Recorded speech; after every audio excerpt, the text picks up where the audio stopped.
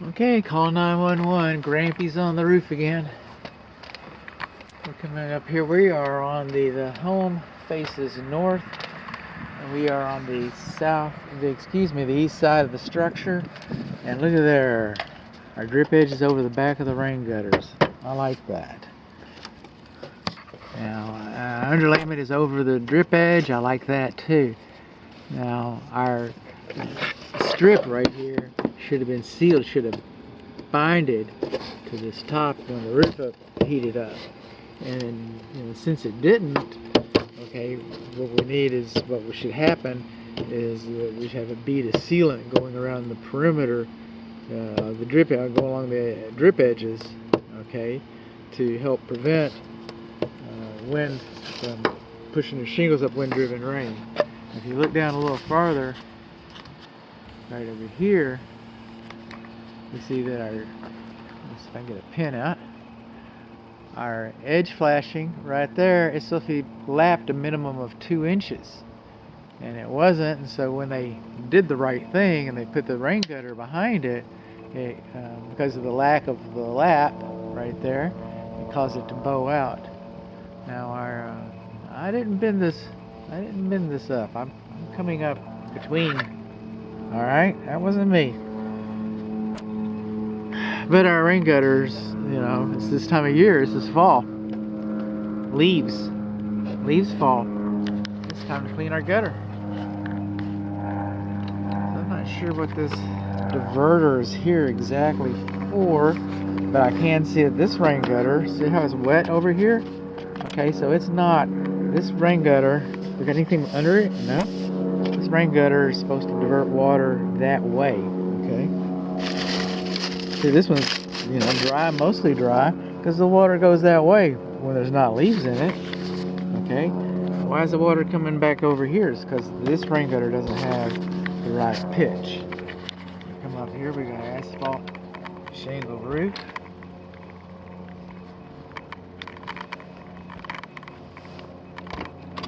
Let's see how I can do this. I guess I did it. Okay, right here. Okay, this is our vent pipe. It's still metal vent pipes. I understand that we've got some PVC piping replacement, but we still have the cast iron. What I'm talking about here is these jacks, these jackets. Okay, see that right there? Okay, I used to call that dimpling, and nobody argued with me. That's actually called buckling. And you can see where water's been sitting in there. And water can sit in here and make its way inside the structure. So we got buckling and buckling right there. Now rolling on around. The roof covering over the front porch. Okay, I mean, this is a low slope roof. I'm walking on it. I'm practically ride a bicycle around this. But this is even a lower slope.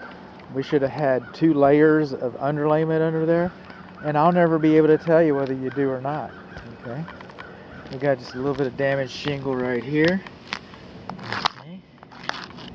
Think water can get in there? Yeah. Is it impact? Maybe impact. Okay. Moving on along. Because we're movers. We're movers and groovers. We're rolling around here. And I'm thinking, okay, this is probably the kitchen vent fan. I'm not seeing the clothes dryer vent fan. Okay. Again, shingles, rain gutters need to be cleaned. See this from a couple different angles. Kind of see what we can. Look for that damage. I'm not seeing it. Rolling around. When I have a vent like this, I'm looking for some high efficiency. Probably a high efficiency water heater. Okay, now on this jacket, okay, it's not buckling. Well, did they chew it? Okay, but we got a little bit of wood damage right here. Okay, and then, our fasteners, okay, they should have been sealed. Okay, We're supposed to put a little pookie in there, but we didn't. If our chimney is wider than 30 inches, then we should have a cricket back here. All the water that comes down here crashes against the chimney, and then it makes its way around. We should have a cricket. Some people call them saddles, a little dog house here. But we should have a little cricket underneath there to divert water back around away from our chimney. It's a brick chimney. This is our chimney crown. And I'm height challenged, but it looks like some of our crown could be sealed in there. That's what it looks like to me. I'll take some still images and review the video. I'm a reviewer. And then coming on along, and I kind of painted this where it was rusty a little bit. Used to have a satellite dish here, and we sealed all that. It's probably a little less dizzy, but we're missing a shingle tab or something. We got some exposed fiberglass here. It's not necessarily a shingle tab, but we had probably a strip of, what is this? Okay, just some construction paper. This is wallpaper, building paper. Use that. That's not a very good repair, honestly. This goes under, and I can hear the metal.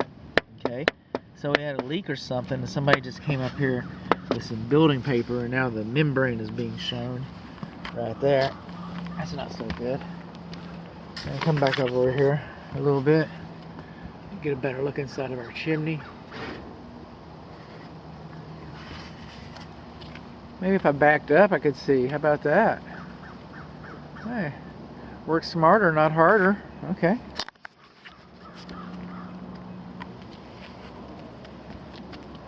Passive wind turbines. This is a good thing.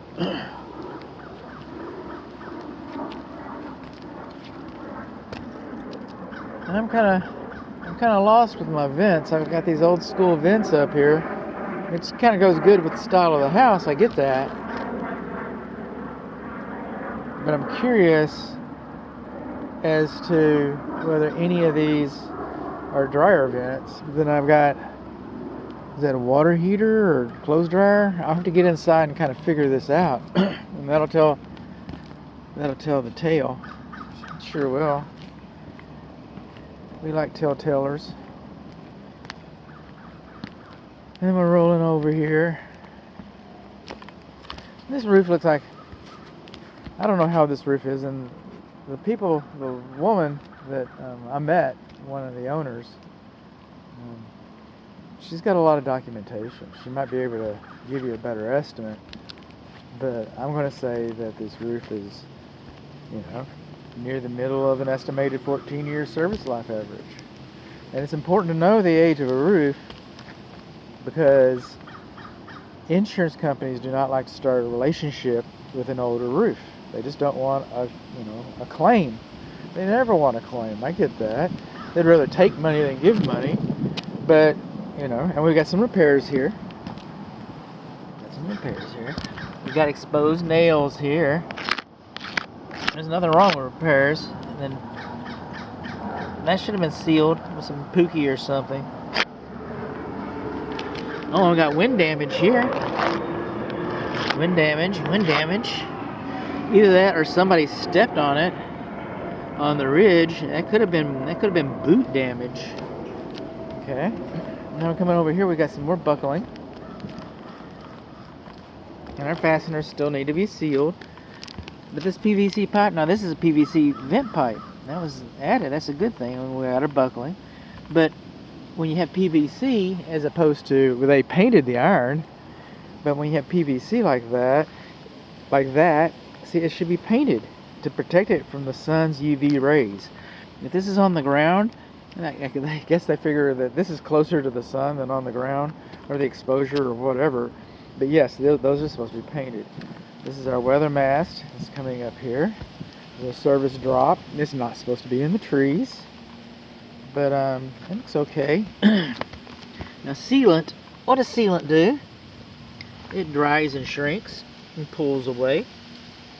So, you know, every year or so, you need to go around to all your penetrations and fenestrations and all your stations and openings and gaps and you know, and reseal it so it's not doing its job any longer because it's pulling away right there.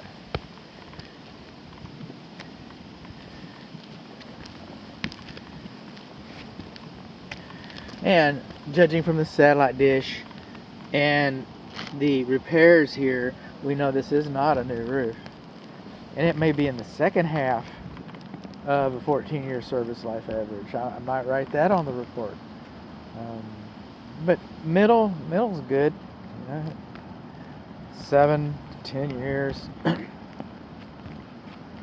we're rolling on around. And I'm going to try to continue to do this, but it doesn't always work. But this is early on in the inspection report, and I try to, on my report, I try to go counterclockwise when I note things, and on my videos I try to go counterclockwise, so that the orientation is, you know, people can find it. It's like a treasure hunt. It's like a treasure hunt. So I'm trying to help you find the treasure. And this is where we started, over here at this buckling right there.